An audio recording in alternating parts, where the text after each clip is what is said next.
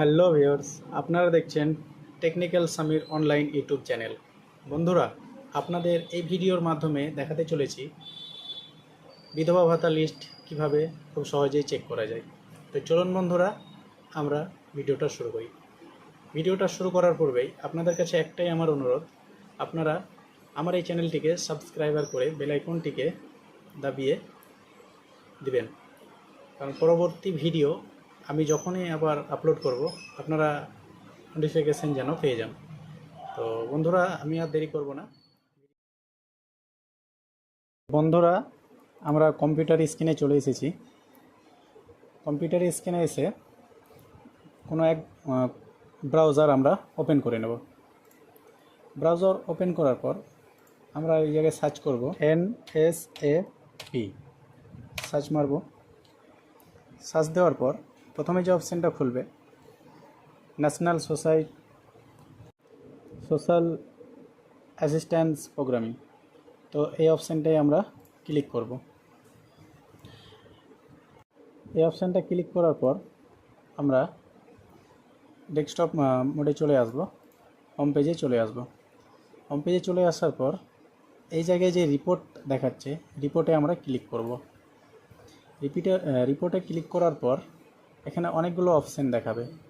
সেই অনেকগুলো অপশানের মধ্যেই প্রথম যে লিস্ট আছে, লিস্ট অফ রিপোর্ট, সেখানে 3 নম্বর অপশানটায় আমরা আসব। সেখানে লেখা থাকবে স্টেট ড্যাশবোর্ড, সেটাই আমরা ক্লিক করব।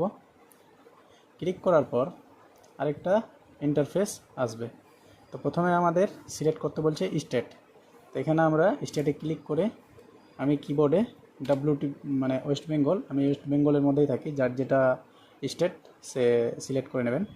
তো আমি ওয়েস্ট বেঙ্গলের মধ্যেই থাকি, তো আমি ওয়েস্ট বেঙ্গল সিলেক্ট করে নিলাম, এন্টার করে দিলাম।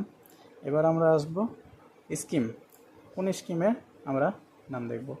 যেমন প্রথমেই আছে ইন্দিরা গান্ধী ন্যাশনাল, এই অপশানটাই ওল্ড এজ পেনশন স্কিম, এই স্কিমে আমরা ক্লিক করব। আর এরিয়া যেটা আছে সেই এরিয়াতে গিয়ে আমরা দেখে নেব যে আমরা যদি গ্রামের মধ্যে থাকি তাহলে রুরালে সিলেক্ট করব, আর শহরের মধ্যে থাকলে আরবান সিলেক্ট করব। তো বন্ধুরা, আমি রুরাল এরিয়ার মধ্যেই থাকি, তো আমি রুরালটা সিলেক্ট করে নিলাম। আর এখানে আমি এন্টার গিভেন কোড, আমি ক্যাপচার কোডটা এখানে বসিয়ে দেবো। তো ক্যাপচার কোড বসিয়ে দেওয়ার পর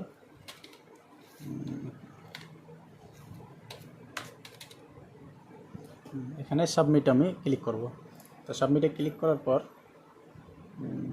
চলে এলো আমার নিচে, একটু স্ক্রল ডাউন করে নিচে চলে আসব। এবার নিচে অনেকগুলো ডিস্ট্রিক্ট দেখাবে, সেই ডিস্ট্রিক্ট আপনার যে ডিস্ট্রিক্ট আপনি সিলেক্ট করে নেবেন। আমি আছি মুর্শিদাবাদ থেকে, তো মুর্শিদাবাদ আমি সিলেক্ট করে নিলাম। আপনাদের যেটা ডিস্ট্রিক্ট আপনারা সিলেক্ট করবেন। সিলেক্ট করার পর আবার নতুন একটা পেজ খুলবে, নতুন ইন্টারফেস আসবে। সেখানে এসে ব্লক সিলেক্ট করবেন, আপনাদের যা ব্লক থাকবে সেটা সিলেক্ট করবেন। আমি রঘুনাথগঞ্জ 2 থেকে আছি, তো আমি রঘুনাথগঞ্জ 2 সিলেক্ট করে নিলাম। রঘুনাথগঞ্জ 2 সিলেক্ট করার পর দ্বিতীয় আরেকটা ইন্টারফেস আসবে, সেখানে আপনার গ্রাম পঞ্চায়েত যেটা পড়বে সেই গ্রাম পঞ্চায়েত নাম চলে আসবে, সেটা আপনার যেটা গ্রাম পঞ্চায়েত সেটা আপনারা সিলেক্ট করবেন। তো আমি মিঠিপুর গ্রাম পঞ্চায়েতের মধ্যে থাকি, তো আমি মিঠিপুর গ্রাম পঞ্চায়েত আমি সিলেক্ট করে নিলাম। তারপর আমরা চলে আসব দ্বিতীয় স্টেপে।